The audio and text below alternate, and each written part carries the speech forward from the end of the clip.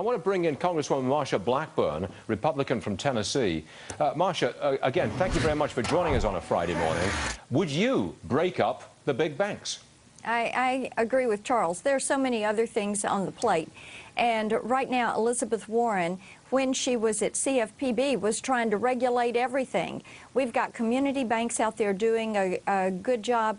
I think that there are other things on the plate, and my goodness gracious, let's leave some of this alone and think first about the stockholders, think about those that are holding pension funds that are in these big banks. Understand the problem, not sure their approach is right. I personally would say, yeah, break them up, because anything's better than that monstrosity called Dodd-Frank. But that's just my opinion. I agree with that. I agree with that. Dodd-Frank needs to be repealed, like a lot of other things, like Obamacare. I agree with you on that, Stuart, but I think that there are other problems that we can put our attention to today and start to solve. There were cheers around the table here when you said that. Now, you introduced a proposal to save the ceiling fan. Now, this is the first I've heard of this.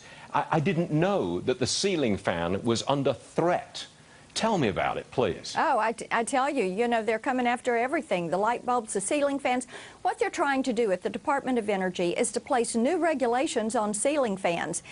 Things as silly as trying to embed technology in it so that it only comes in when somebody comes in the room, the motion detector technology.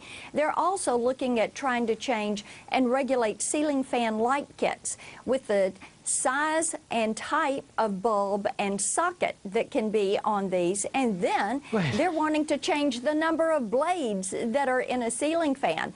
And you have all of these other issues out there: jobs, the economy, Obamacare, the banking issues, the FDIC, SEC issues that are there. They don't want to look at that. Let's go over here and let's nitpick on ceiling fans. And so this is what we're blocking. This is incredible.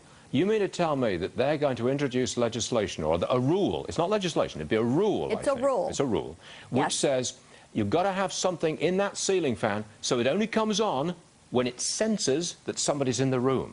Furthermore, that is correct. You can't have an incandescent bulb in the ceiling fan, because a lot of these ceiling fans have lights in them. Can't have the incandescent. No, you've got to have this newfangled squirrely thing. And you can only have a certain number of blades on this fan. That's correct. Is this all in the name of saving energy and going green? Is that it? This is all found in a 101-page report that DOE did on the changes they're planning to make to ceiling fans. No, say it ain't so. 101 pages for changes to ceiling fans? You got to be kidding me. No, I'm not kidding you. This is all their document framework for the rulemaking. And then to do their investigation of the changes they wanted to make to ceiling fans, we found that they had only researched online and 4 big box stores located in California and Massachusetts. There is no consumer research. There is no working with consumers.